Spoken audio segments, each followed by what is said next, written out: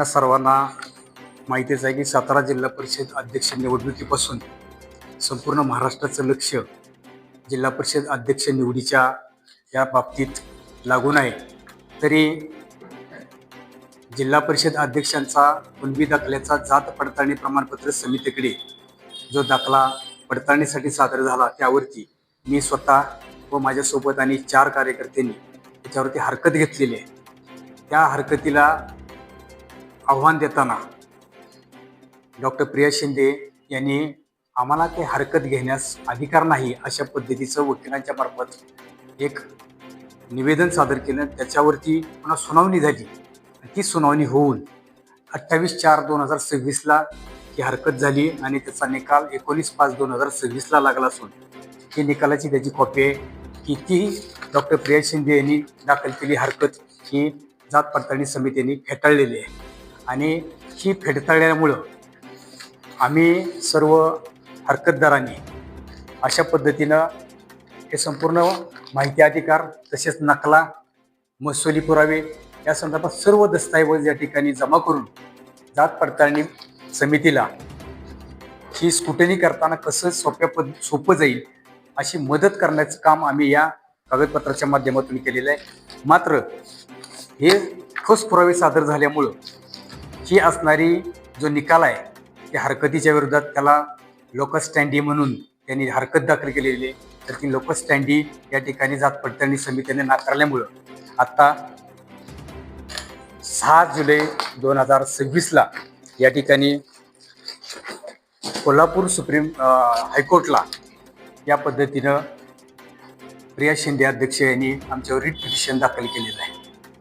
तरी मला आपल्या माध्यमातून सांगायचं आहे की जिल्हा परिषद अध्यक्ष तुम्ही असताना आपले पती सन्मान्य आमदार असताना आपल्याला आमच्यासारख्या कार्यकर्त्यांच्या विरोधात उच्च न्यायालयात जाण्याची आवश्यकता भासतेच का? हा माझा सर्वसामान्य जनतेच्या वतीनं आपल्याला एक हा प्रश्न आहे. कारण जर तुम्ही काही चुकीचं केलेलं नाही तर तुम्हाला घाबरायचे कारण काय? पडताळणी समिती आहे ती सुद्धा प्रशासनाचीच आहे. ती सुद्धा कायदेशीर मार्गाने काम करत असताना त्यांनी अत्यंत पारदर्शक पद्धतीनं त्यांनी जो सुप्रीम कोर्टाचा एक न्यायालयाचा निर्वाळा देऊन या हरकत घेतली होती. मात्र ती हरकत कशा पद्धतीनं बेकायदेशीर आहे त्याचा अत्यंत अभ्यासपूर्वक असा पडताळणी समितीनं निर्णय दिलेला आहे. आणि त्या निर्णयाच्या विरोधात जरी हे गेले असतील न्यायालयात तरी आम्हाला त्याची घाबरायची कारण नाही. कारण त्याचं असं आहे, मागच्या आठवड्यात आपण पाहिलं असेल की मुंबई उच्च न्यायालयाच्या न्यायमूर्ती माधव जामदार नावाचे न्यायमूर्ती त्यांनी एक निकाल दिला आणि सरकारला फटकारलेला आहे की मुर्दाबाद जिंदाबादच्या घोषणा करणं किंवा आंदोलनं करणं हे इथल्या जनतेचा, इथल्या सर्वसामान्य नागरिकाचा अधिकार आहे. इथल्या नागरिकांच्यावरती गुलामगिरी नादल्याचं आपल्याला अधिकार नाही अशा पद्धतीत मुंबई उच्च न्यायालयाच्या न्यायाधीशांनी फटकारलेलं आहे. त्यामुळं आमदार महेश शिंदे यांनी मागच्या जिल्हा परिषद अध्यक्ष निवडणूक झाल्याचं एक पत्रकार परिषद घेतलेली आहे आणि त्याच्यामध्ये तुमच्यासमोरच बोललेले आहेत की न्यायालयात गेल्यानंतर 5-5 वर्ष ग्रामपंचायत सदस्याचा निकाल लागत नाही, हे तर जिल्हा परिषद अध्यक्षाची निवडणूक आहे. अशा पद्धतीची उल्लंघनं करणारे हे आमदार यांना जर एवढा कॉन्फिडन्स होता तर आता ह्यांना हायकोर्टात जाण्याची आवश्यकता का भासली? तुम्हाला साध्या जिल्हा स्तरावरच्या असणाऱ्या जात पडताळणी समितीनेच तुमची असणारी जी सत्तेची 5वी महत्वाकांक्षा आहे की ह्या जात पडताळणी समितीनेच यांची उतरवलेली आहे असं मला या ठिकाणी प्रामाणिक मत मांडायचं आहे. त्याच्यामध्ये आता या प्रकरणात सगळ्यात महत्त्वाचा मुद्दा असा आहे की बरेच आम्ही पुरावे या ठिकाणी समितीला सादर केले. त्यात सगळ्यात महत्त्वाचा जो मुख्य पुरावा आहे तो पुरावा म्हणजे यांनी जी वंशावळ सादर केलेली आहे ही वंशावळ 16 तारखेला एक वंशावळ सादर केलेली आहे आणि 18 तारखेला दुसरी वंशावळ सादर केलेली आहे. अशा 2 वंशावळी. मग एकाच दाखल्यासाठी 2 वंशावळी का? मग याच्यासाठी आम्ही त्याचा शोध घेतला आणि प्रिया शिंदे यांचं माहेर आपल्या सातारा तालुक्यातलं चिंचनेर वंदन आहे. मग त्या चिंचनेर वंदनमधले सर्व महसुली पुरावे आम्ही त्यांचे माहेरचे माहिती अधिकारात आणि ह्याच्यामध्ये नकलांच्या माध्यमातून काढले आणि त्या माहिती अधिकाराच्या माध्यमातून निघालेल्या महसुली पुराव्यानुसार त्यांची खरी वंशावळ या ठिकाणी आम्ही इथे उपलब्ध केलेली आहे आणि ती स्क्रुटनी समितीला, जात पडताळणी प्रमाणपत्र समितीला या ठिकाणी सादर केलेली आहे. त्यामुळं ह्यांच्या जातीचा दाखला काढण्यासाठी सादर केलेली ही वंशावळ ही पूर्णपणे बोगस आहे आणि ही यांची माहेरच्या असणाऱ्या संपूर्ण वालीवारसांचे, मग पंजोबा असतील, आजोबा असतील, खापर पंजोबा असतील, हे जे इकडे यांनी बोगस जोडलेत, हे कुठले आहेत तर हे खटाव, मोरडिस्कळ आणि मजरे भाकरवाडी म्हणून ते तर कुठं पत्ताच लागत नाही त्याचा. अशी बोगस नाव फक्त कशासाठी की ह्याच्यामध्ये कुणबी उल्लेख असलेला दाखला हा खटावचा बाबाजी बोरगे नावाचा बोरगे, आणि इथं त्यांनी बर्गे म्हणून दिलेलं आहे. आता ह्यांचं इथलं नाव बर्गे आहे आणि त्यांनी बोरगेचा दिलं आहे, आणि त्याच्यात प्रिया शिंदेनी ॲफिडेव्हिट दाखल केलं बोरगे आणि बर्गे नावाच्या दोन्ही व्यक्ती एक आहे. परंतु तसं अजिबात नाही, कारण हे जे बाबाजी केरलाजी बर्गे नावाचे हे जे चुलत खापर पंजोबा म्हणून जे वारस हे दाखवलेत वंशावळीत, हे मुळात खटावचे आहेत, आणि त्यांचीही असणारी वंशावळ कुठली आहे ती सुद्धा आम्ही शोधून काढून समितीला सादर केलेलं आहे. त्यामुळं ह्यांनी आपल्या हा दाखला तात्काळ 2 दिवसात मिळवण्यासाठी जे काही हाताला मिळतील ते पुरावे शोधण्याच्या नादात ह्यांनी आमची वंशावळच विसरलेले आहेत, आणि ह्यांची खरी वंशावळ शोधून काढण्यात आम्हाला यश आलेलं आहे, आणि आम्ही ते संपूर्ण कागदपत्र ही जात पडताळणी समितीसमोर सादर केलेले आहेत.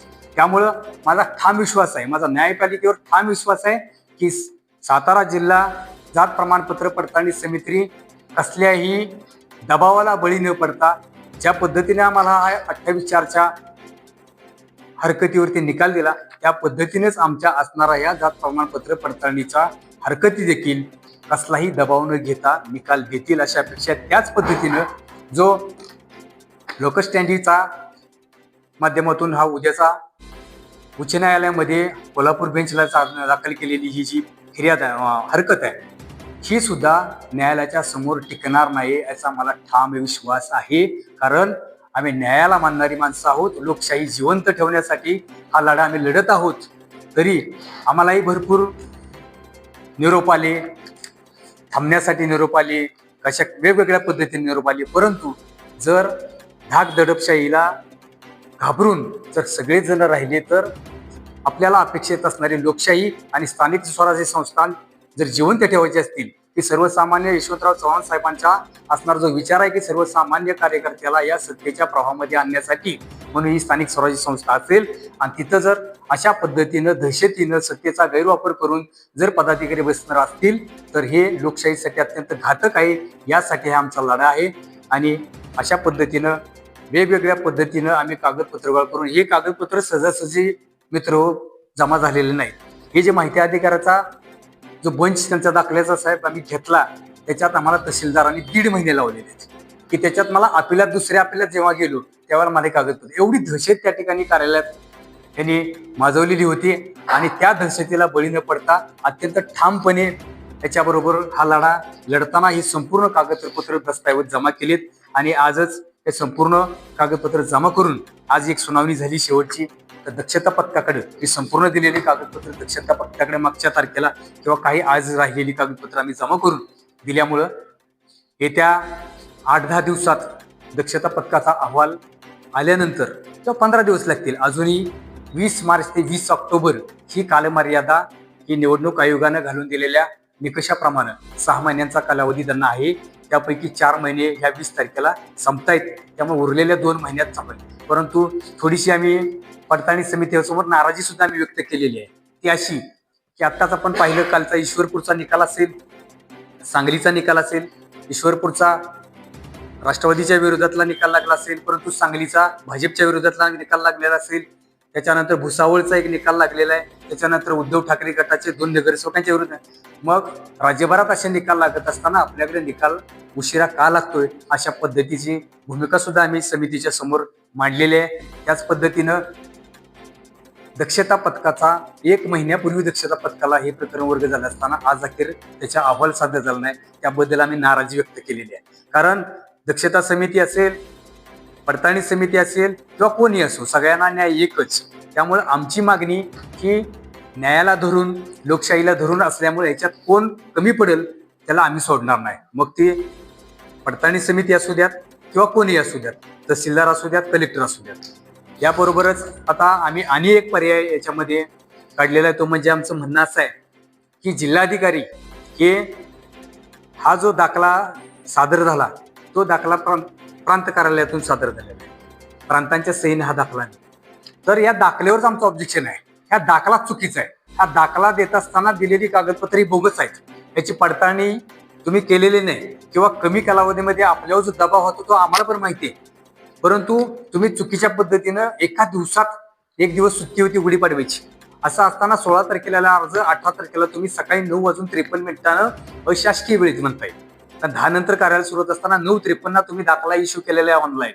त्यामुळे सगळ्या बाबीचा जर आपण अभ्यास करता, जिल्हाधिकाऱ्यांनी सदरचा दाखला रद्द करावा अशा पद्धतीची सुद्धा आमची जिल्हाधिकाऱ्यांना मागणी आहे. त्या पद्धतीचे 2-3 कार्यकर्त्यांच्या हरकती दाखल झालेल्या आहेत आणि ह्या उद्याच्या सुनावणीनंतर मी स्वतः माझी ही त्या ठिकाणी जिल्हाधिकाऱ्यांच्याकडे हा दाखलाच रद्द होण्याबाबतची हरकत मी या ठिकाणी नोंदवणार आहे. तरी संपूर्ण या गोष्टीचा विचार करता आमदार महेश शिंदे हे स्वतः आमदार असताना त्यांची असणारी राजकीय ताकद आणि आता सत्तेत असलेल्या डॉक्टर प्रिया शिंदे हे अध्यक्ष म्हणून असताना यांचा सर्व सत्तेचा वापर करून हे प्रकरण गुंडाळण्याचा चाललेला जो प्रयत्न आहे हा जनतेला सुद्धा भावला होता. याच्यातून काही मिळणार नाही. परंतु मी या आपल्या सर्व माध्यमांच्या माध्यमातून सर्वसामान्य जनतेला, नागरिकांना या ठिकाणी आश्वासित करू इच्छितो की न्याय हा सर्वसामान्यापासून जहागीरदारापर्यंत सगळ्यांसाठी एकच आहे. त्यामुळे लढण्याची मानसिकता आपली असेल तर कोणही लोकशाहीपेक्षा मोठा इथं नाही. त्यासाठी आपण लढलं पाहिजे, आपण झटलं पाहिजे. कोणालाही आपण कोणाच्याही धाक दपटशाहीला घाबरून चालणार नाही. त्यामुळं येत्या काळात हा निकाल या सातारा जिल्ह्यातल्या यशवंतराव चव्हाण साहेबांच्या विचाराचा, फुले शाहू आंबेडकरांच्या विचाराचा विजय असेल. आणि तिनं दक्षता पथकाकडे आता हे प्रकरण वर्ग झालेलं आहे. दक्षता पथकाकडे आम्ही हे जे सगळे पुरावे सादर केलेले आहेत, ह्या बोगस वंशावळी सादर केले आहेत, महसुली पुरावे सादर केलेले आहेत, तुमची खोटी प्रतिज्ञापत्र सादर केलेली आहेत. ह्या सगळ्याचा सार पाहता जात पडताळणी समिती हा नक्कीच योग्य कामकाज करून अत्यंत पारदर्शकपणे निकाल देईल आणि आपली ही जात पडताळणी समिती हे प्रमाणपत्र अवैध ठरवून आपल्याला पदावरून पदच्युत होण्याची वेळ येईल एवढं या निमित्तानं ठामपणे विश्वासानं आपल्या माध्यमातून सांगतो. धन्यवाद.